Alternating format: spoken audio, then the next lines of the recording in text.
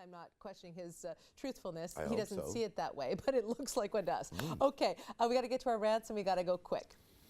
Lauren, you're up. Oh, time to go. All right. Well, it seems like every time I'm turning around, I am reading of another debate. I am seeing on Facebook, on Twitter, in the paper, otherwise. And I'm not a candidate, so it doesn't bother me that I'm not able to be at the door and I have to be answering questionnaires and debating.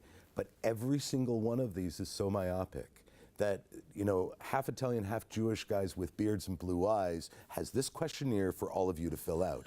And the 6 of us in this city need to know your position on my issues. It's terrible, it's ridiculous. It is not city building. The issues are not, I don't know anybody who votes as, what is your opinion on the one specific thing that makes up me?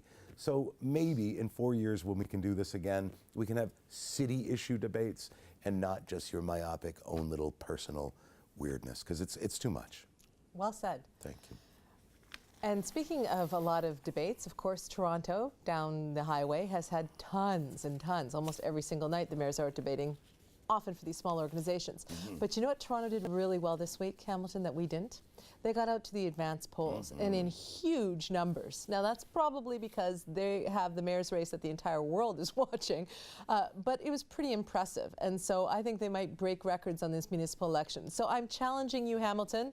You cannot sit back and say that there's no one to vote for. We have 3 qualified candidates for mayor. We have no incumbent mayor. You should be out there voting. Do not make us look bad to Burlington, who got a bunch of votes out, and Toronto. We have a powerful political culture here, and we need to get to those polls on Monday. Do it. Do it. Okay, that's my rant. Let's get to the way to goes.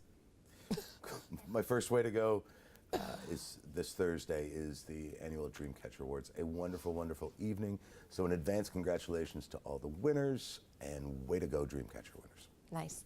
And to the Glenbrook Bantam reps, they won their big tournament in Huntsville. There's a picture of them all. And to Ben and Krabavik, always awesome, of course. My next way to go, as much as we talked about Nikola Jones at the top of the show, I thought CH's coverage on Monday morning, especially during Morning Live, was fantastic. It was very, very appropriate throughout. So to all the staff and all her former co-workers, way to go, CH. Yeah, it was great.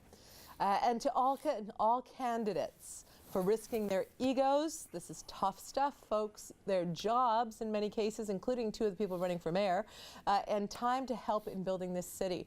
We might sit here and critique you and give you our opinions, but we absolutely admire that you've run. And you've run before, Lauren, which I also admire. I have not, so I look at all of you and say you've got a lot of courage. Okay, that's the O Show for this week. Thank you, Madison Avenue, for doing my hair. And thank you to the Aberdeen Tavern. We'll see you shortly. It's going to be fun today. And after that, we're going to be coming back.